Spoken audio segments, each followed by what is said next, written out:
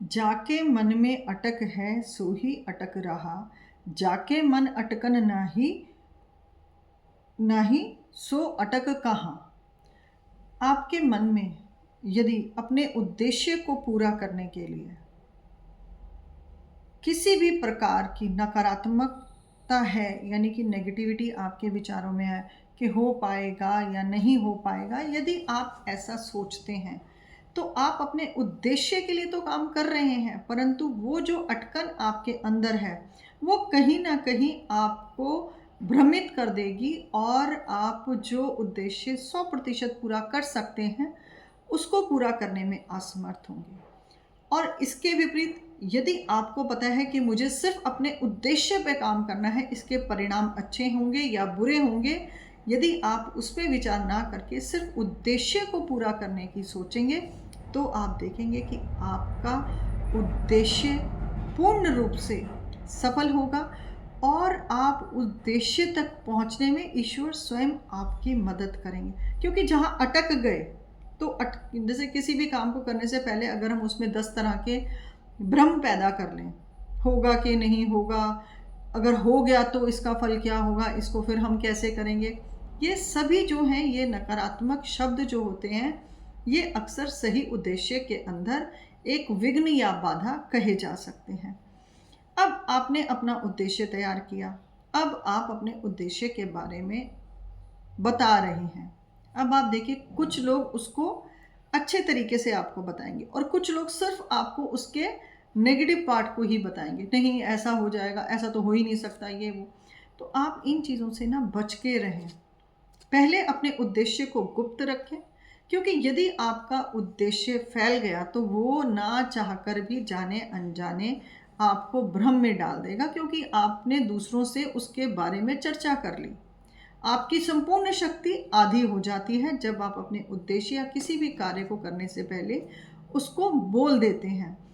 अब कुछ उसके बारे में जैसे पॉजिटिव बोल रहे हैं, अब पॉजिटिव विचारधारा भी आपके लिए है क्योंकि आपने करना है। यदि मन के अंदर आप अटक नहीं रखेंगे किसी भी प्रकार की, मन को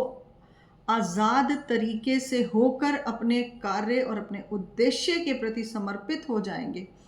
तो कहते हैं कोई ऐसी शक्ति नहीं कि जो आपके इस काम को रोक सके, कोई ऐसी ऊर्जा नहीं जो आपके इस काम में विघ्न डाल सके। यदि आपका उद्देश्य सही है, यदि आपको कार्य करने के फलों के प्रति कोई भी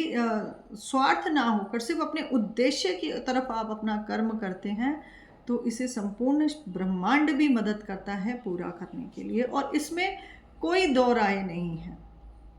इसलिए किसी भी उद्देश्य को तैयार करने से पहले उसकी भूमिका को बनाएं और अपने आप को उतनी सकारात्मक ऊर्जा यानी अपनी पॉजिटिव एनर्जी के साथ अपने उद्देश्य के बारे में सोचें और उस उद्देश्य को पूरा करने के लिए आप अपना पूरा बल लगाएं, आत्मशक्ति लगाएं, अपना ज्ञान लगाएं।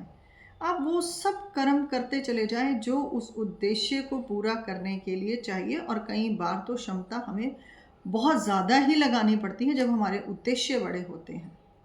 और कहते हैं छोटे उद्देश्य तो पूरे होते ही होते हैं। यदि आप अपने जीवन में एक बड़ा उद्देश्य बना लेते हैं कि मुझे उस लक्ष्य तक या उस उद्देश्य को पूरा करना है, तो आप यदि मन के अंदर संशय रखे बिना उसकी किसी भी अच्छाई तो चलती है, क्योंकि काम अच्छा कर रहे हैं तो उसके साथ अच्छाई तो होगी ही, उसके किसी भी बुरे परिणाम को ना सोचते हुए सिर्फ अपने लक्ष्य पे काम करेंगे, तो आपको देखने को मिलेगा कि आपको अपना जीवन एक सुंदर रूप में मिलेगा और आपका उद्देश्य कब और कैसे पूरा हो जाएगा आपको स्वयं भी पता नहीं चलेगा, क्योंकि उस समय पर आपकी स्वयं की शक्ति और ईश्वरीय शक्ति दोनों आपका सहयोग कर रही होती हैं। इसलिए उद्देश्यों के प्रति मन के अंदर किसी भी प्रकार का संशय ना रखें। यदि आपने अपने जीवन में कोई उद्देश्य बनाए हैं तो उनको पूरा करने के लिए आप समर्पित रहें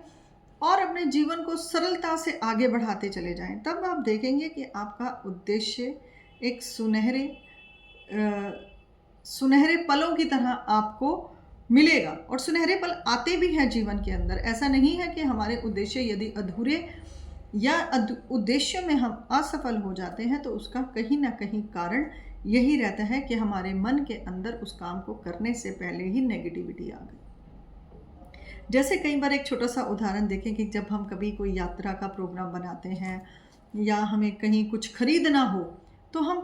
अपने पारिवारिक सदस्यों से यदि हम अ, उसके बारे में विचार विमर्श कर लेते हैं तो सबके मत अलग होते हैं। और अगर किसी ने उस मत के अंदर ना जैसा बोल दिया या उसके बारे में कुछ गलत विचारधारा दे दी, तो आप देखेंगे कि वो काम टल जाएगा। वो उस समय पर नहीं होगा, वो टल जाएगा। अब टलने से आपका वो समय तो चला गया।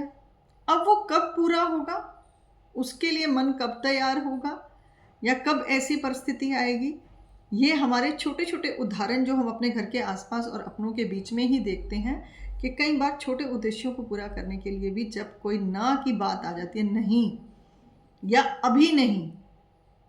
ये सब नकारात्मक चीज़ों से आप अपने आप को ऊपर उठाएं। जीवन में अपने उद्देश्यों को पूरा करने के लिए जैसा भी आप चाहते हैं, अपने मन को अटकाएं नहीं, निडरता से अपने उद्देश्य को पूरा करें, क्योंकि यदि आपके अंदर उस चीज़ को लेकर कोई अटकन नहीं होगी तो ऐसी कोई शक्ति नहीं है जो आपके उद्देश्यों को पूरा ना होने दे। और अपने उद्देश्यों को बनाएं और जीवन को सरल और सहज तरीके से आप जितना जीते हैं, आपका जीवन उतना ही उत्तम और सरल और सुखमयी रहता है और आनंदमयी रहता है। इसलिए जीवन के अंदर उद्देश्य बनाएं और अपने उद्देश्यों को पूरा करने के लिए मैं फिर से कहूँगी कि मन में किसी प्रकार की अटकन ना रखें। अपने उद्देश्यों को ज़रा छुपा कर पूरा करें, क्योंकि कोई ना कोई हाँ और ना वाला अवश्य जीवन में हमसे टकरा जाता है।